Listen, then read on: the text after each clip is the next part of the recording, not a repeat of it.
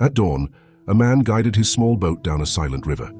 The world felt hushed and new, and he hummed a quiet tune. He found joy in the gentle ripples his oars created. His heart was light, his mind at ease. He was simply present, moving with the flow of the water. This was his sanctuary, a place of peace and solitude. Suddenly his oar struck something solid. A jolt ran through him, shattering the morning's tranquility. He looked up sharply, his peaceful expression replaced by shock. Another boat, seemingly out of nowhere, had drifted into his path. "Hey, watch where you're going," he shouted, his voice sharp with fury. He splashed water towards the offending vessel, but no one answered. His anger flared hotter. He rowed closer, his jaw tight, ready to confront the careless occupant. "Stop that!" he cried, pounding the side of the other boat in frustration. Still there was no one.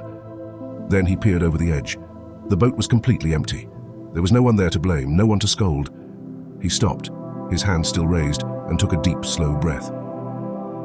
In that instant, a profound realization dawned upon him. His anger, his frustration, his entire outburst had been directed at an empty vessel. "My anger was against my own projection," he whispered.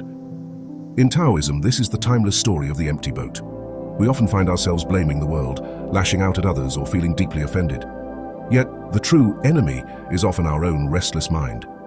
Our reactions are not always about what happens to us, but about what happens within us. When our heart is calm and open like an empty boat, nothing can truly offend us. When we are free from expectations and judgments, the actions of others simply pass by.